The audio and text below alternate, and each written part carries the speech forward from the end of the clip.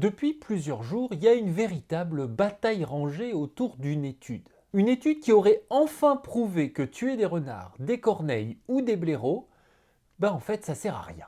Pire, non seulement ça sert à rien, mais en plus ça coûte plus cher que les dégâts eux-mêmes. Imaginez les articles de presse, imaginez les associations anti-chasse qui se frisent les moustaches. Même la tronche en biais y va de sa vidéo, c'est vous dire si c'est du lourd. Alors on va faire un truc très simple. On va prendre cette étude au sérieux, on va lui donner les crédits qu'elle mérite et on va regarder froidement ce qu'elle ne démontre pas. Malgré les gros titres, malgré les cris de victoire des enfumeurs qui n'ont même pas pris la peine de se plonger dedans.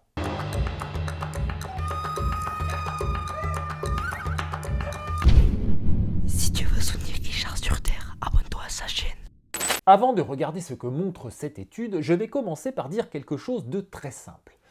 Elle ne parle pas de chasse. Elle parle des destructions administratives d'ésodes, d'espèces susceptibles d'occasionner des dégâts. C'est-à-dire des destructions autorisées hors période de chasse par tir ou par piégeage dans un cadre préfectoral et administratif. Voilà, ça il faut le dire tout de suite, parce que depuis une semaine on instrumentalise cette étude pour faire le procès de la chasse. Or, même Giguet, l'auteur de l'article, le dit lui-même, cette étude ne remet pas en cause le statut chassable de ces espèces.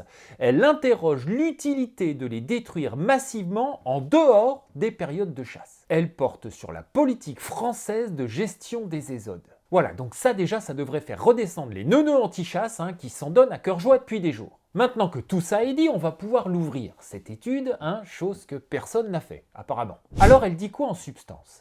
Elle montre qu'à grande échelle, sur plusieurs années de données administratives françaises, on ne voit pas de lien clair entre le nombre d'animaux détruits et le niveau de dégâts déclarés. Autrement dit, tuer plus d'ésodes n'est pas associé à moins de dégâts déclarés et tuer moins d'ésodes n'est pas associé non plus à une explosion visible des dégâts déclarés. C'est un résultat qui pose une vraie question et ce serait malhonnête de faire comme si tout ça n'existait pas. Une politique publique doit s'appuyer sur des faits et pas une vague idée de ouais mais on a toujours fait comme ça. Mais maintenant qu'on a dit ça, il faut regarder les limites de l'étude. D'abord, elle travaille à l'échelle du département, donc à une très grande échelle de plusieurs milliers de kilomètres carrés. À ce niveau-là, un effet local disparaît complètement dans la moyenne. L'étude ne dit pas si une régulation ponctuelle de corneilles, par exemple pendant la période des semis sur une parcelle donnée, est inefficace. Elle n'est pas calibrée pour ça. Ensuite, elle repose sur des dégâts déclarés, pas sur une mesure parfaite de tous les dégâts réels.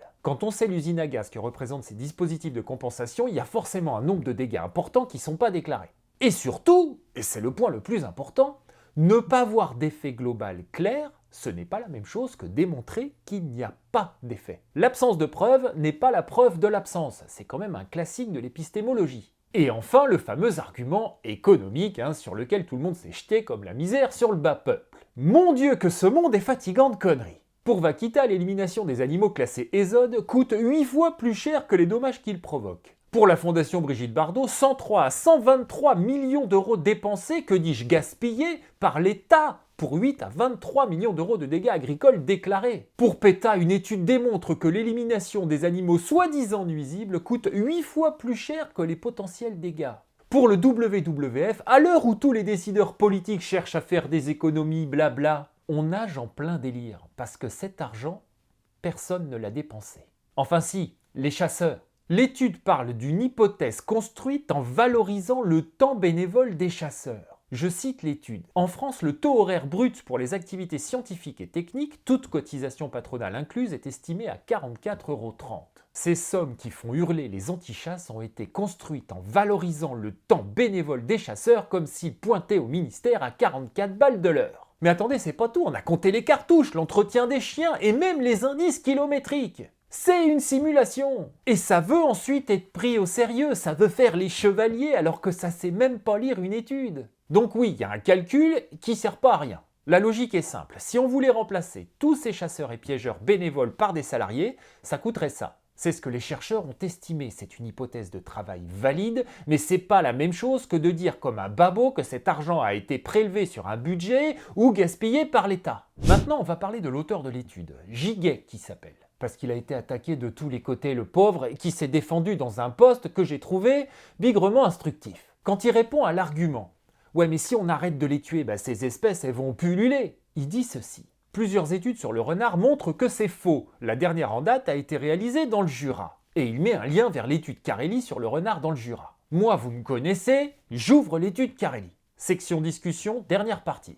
Oui, une étude, ça se lit. Les auteurs écrivent eux-mêmes que leurs résultats s'appliquent à 2 socio-écosystèmes typiques du Doubs et ne peuvent pas être généralisés sans précaution à tout autre socio-écosystème. C'est leurs mots, c'est pas les miens. Difficile à convoquer pour parler du renard au niveau national, non ? Dans la même étude Carelli, les auteurs ajoutent que le niveau de prélèvement de renards était probablement insuffisant pour avoir un effet sur la population de renards. Autrement dit, ce n'est pas que tuer des renards, ça sert à rien, c'est que dans ce contexte précis, avec ce niveau de pression, ça ne suffisait pas à produire des effets. Ça vaut quand même bien le coup de parler de cette étude. Giguet continue. Et pour les oiseaux, nous montrons justement qu'il n'y a pas de lien entre nombre de tués et évolution des effectifs nicheurs. Cela veut aussi dire que quand on tue peu ou plus, il n'y a pas plus d'oiseaux. Alors non, pas tout à fait. Ce que les données montrent, c'est qu'à grande échelle, sur des moyennes départementales, le lien n'apparaît pas clairement. C'est pas du tout la même chose que prouver que l'arrêt total des destructions n'aurait aucun effet. La nuance paraît légère, mais en fait la différence est énorme.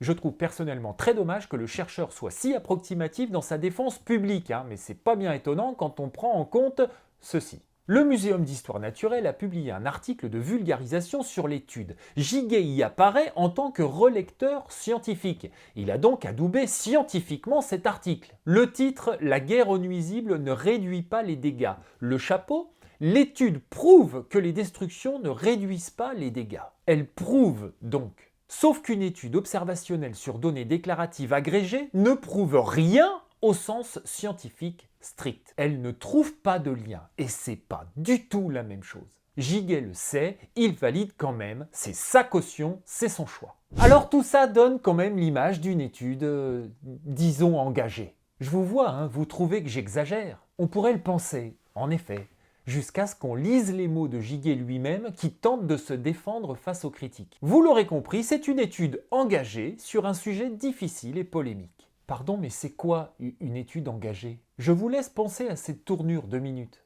Revendiquer être l'auteur d'une étude scientifique engagée, c'est vouloir cumuler les avantages sans en payer le prix. Le prestige de la science sans l'exigence de neutralité méthodologique. Giguet assume que c'est une étude engagée. Très bien.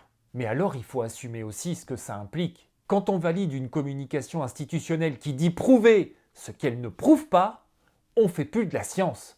On fait de la communication militante avec un tampon scientifique par-dessus. Et c'est exactement ce que la presse et les militants animalistes ont refusé de voir cette semaine. Ils ont pris une étude engagée, selon les mots mêmes de l'auteur, et l'ont transformée en vérité scientifique absolue. Alors ma position sur le sujet est donc très simple. Cette étude mérite d'être lue. Elle pose une vraie question sur une politique publique qui doit être évaluée. Vraiment, tout ça mérite d'être discuté très sérieusement. Mais en revanche, elle ne permet pas du tout de dire que toute destruction est partout inutile. Elle ne permet pas de dire non plus que sans prélèvement, rien n'aurait changé. Et elle ne permet certainement pas d'utiliser ce débat pour disqualifier la chasse. Je vous rappelle la phrase de Giguet lui-même. Cette étude ne remet pas en cause le statut chassable des ésodes, mais l'utilité de les tuer massivement en dehors des périodes de chasse. Si tout le monde était resté à ce niveau de précision et avait rappelé l'aspect engagé du travail de Giguet, on aurait pu avoir un vrai débat. Mais comme souvent, la nuance et la mesure ont été sacrifiées sur l'autel du militantisme à la petite semaine et du journalisme le plus paresseux. Voilà, Tata Rachel va continuer à pouvoir aller chasser le renard cet été dans les chaumes. Enfin, je dis ça, elle va surtout rater les renards. Ah bah Tata, c'est quand le dernier renard que t'as tué, s'il te plaît ? Voilà, 1993. Oui, je sais Tata, c'est la 222, elle est pas bien réglée. Je vous dis à bientôt sur Terre ou ailleurs.